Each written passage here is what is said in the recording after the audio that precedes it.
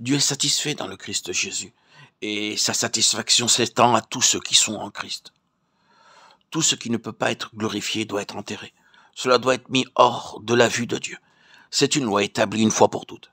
C'est-à-dire que tout ce qui n'est pas juste et en harmonie avec la nature même de Dieu doit être enseveli. Mais cela peut être seulement enterré après avoir été jugé et trouvé digne de mort. C'est pourquoi le jugement s'est étendu à tous les hommes pour la condamnation et la mort s'est manifestée envers tous les hommes. Car tous ont péché. Romains 5, 12, 18. Le Seigneur Jésus, dans sa propre personne, d'une manière symbolique au Jourdain, prenait la place de toute cette race pécheresse. D'une manière représentative, le jugement à l'égard de ce que nous sommes était porté par lui et était accompli. Ce n'était pas simplement le jugement de choses que nous faisons ou que nous ne faisons pas et que les hommes considèrent souvent comme n'étant pas vertueuses, mais le jugement sur ce que nous sommes. Celui qui n'a point connu le péché, il l'a fait devenir péché pour nous, afin que nous devenions en lui justice de Dieu. 2 Corinthiens 5, 21. Maintenant, vous pouvez vous demander pourquoi je vous dis cela. À vous qui, sans nul doute, êtes de véritables enfants du Seigneur. Vous savez probablement tout cela dans votre propre expérience. Et vous voulez certainement le voir dans l'expérience des autres. Mais votre capacité à pouvoir les aider dépendra entièrement du fait que vous êtes pleinement assuré et affermi dans ce domaine de la satisfaction de Dieu. Vous rencontrerez au cours de votre vie des gens qui sont de réels enfants du Seigneur, mais qui sont constamment assaillis par l'incertitude au sujet de leur salut. Ils ont constamment leur regard tourné vers leur propre condition spirituelle et sont absolument paralysés par cette question qui concerne le fondement de leur salut. C'est terrible. Certains parmi nous ont trouvé que cette chose nous a causé plus de problèmes que n'importe quelle autre question.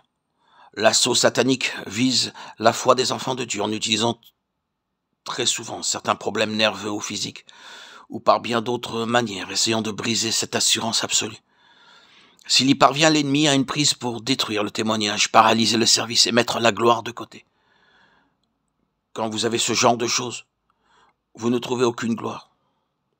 C'est une chose terrible pour la gloire de devoir s'en aller. C'est une chose terrible que dans une vie qui est rachetée et qui a accepté cette rédemption et connu le Seigneur, il puisse y avoir écrit « Ikabod », la gloire est partie. « Irhabod », Irhavet en hébreu. Rappelons-nous que c'est une chose que l'apôtre Paul rencontrait fréquemment lui-même en s'efforçant continuellement de la circonvenir. Pourquoi est-ce qu'il est si souvent fait mention dans le Nouveau Testament des défaillances d'Israël dans le désert? Relisons cette terrible déclaration souvent réitérée dans la lettre aux Hébreux. « Je jurerai, ils n'entreront pas dans mon repos » Hébreux 3.11. Et de nouveau retentit l'appel. « Aujourd'hui, si vous entendez sa voix, n'en décessez pas vos cœurs. » Ce n'est pas un message d'évangélisation pour ceux qui ne sont pas sauvés. Beaucoup de sermons destinés aux incroyants s'appuient sur ces paroles. Maintenant, c'est le jour du salut. Aujourd'hui, n'endurcissez pas vos cœurs. Cependant, ces mots sont pris de l'Ancien Testament et employés dans le Nouveau pour les croyants. Et plusieurs fois, l'exemple d'Israël dans le désert est présenté aux croyants comme un avertissement, comme une base pour l'appel. Pourquoi donc tout cela? N'ont-ils pas été transportés en type du royaume des ténèbres au royaume du Fils et de son amour? En type, ne sont-ils pas passés par la voie ouverte par le précieux sang? N'appartenaient-ils pas au Seigneur? Oui, mais le danger pour eux, c'était que la gloire puisse partir. En quoi consistait ce danger? Il résidait dans le fait que leur cœur n'était pas fondé sur la satisfaction de Dieu, mais sur leur propre satisfaction. C'était le point qui focalisait tous leurs désirs dans le désert. Ils marchandaient constamment avec Dieu, et ce n'était pas en parole, c'était dans l'esprit. Ils disaient en fait, si tu satisfais notre désir et nous donnes ce que nous voulons, nous irons avec toi. Sinon, nous n'irons pas. Ce fut souvent ainsi. Et quand, de temps à autre, le Seigneur répondait à leurs requêtes, ils étaient très heureux, prêts à aller un petit peu plus loin. Mais ensuite, ils devaient encore faire quelque chose de plus. Pour finir, Dieu leur a dit, assez de tout cela. Je vous ai fait sortir pour ma satisfaction, pour mon plaisir, pour ma gloire du pays d'Égypte. Ainsi, parce que vous négociez avec moi, parce que ce fut toujours une affaire liée à votre satisfaction plutôt qu'à la mienne, La gloire est partie, la honte a frappé cette génération, votre génération. Ainsi donc, le Jourdain doit être franchi. Le Jourdain signifie une fois pour toutes plénitude, finalité, surabondance. Il est Seigneur.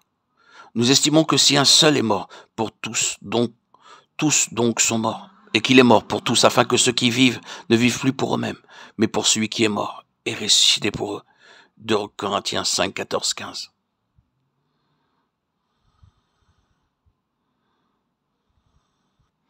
À moins que ce problème ne soit réglé, il n'y a pas de gloire, aucune possibilité de gloire.